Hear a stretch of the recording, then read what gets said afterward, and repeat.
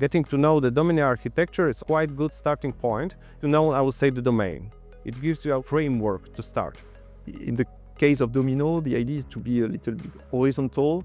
That means that you are sharing some services between different constellation operators. While other systems are completely rigid and vertical, you cannot add functionalities as easily as it is done here.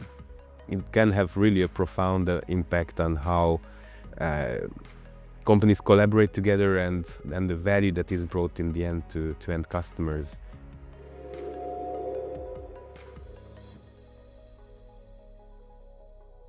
One could consider that you can have several dominos providing the same equivalent services, but implementing in different ways. It could open the market to smaller constellation operators using the Domino-E architecture. I think it's easy to underestimate because larger, more complex Earth observation missions have different levels of complexity, of more strict reliability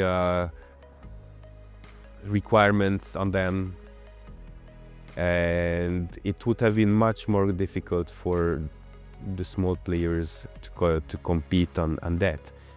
We started almost on blank sheet and learning about this Earth observation field. Every time we communicate with partners, we learn new things, understand what these technical terms they are speaking really mean, and if you are not afraid of learning new things and getting into unknown territory, it's worth trying.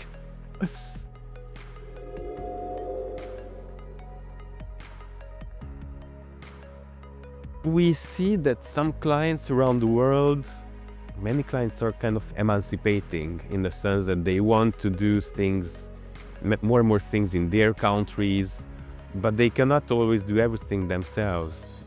So in an ideal world, there would be maybe a official Domino stamp saying that a company with its product A and B are Domino compliant. And then it's easier to tell them that, okay, this or that piece can be done in their country and that it can be easily integrated in the final system. Today we are developing some ground segment for some companies like Airbus, other companies, and we can help some company to build the Domino. Tomorrow you can have a mix of different providers will contribute to the same ground system, and it will be the choice of the decision maker, I would say, to target the fine, the good ground segment and the good components.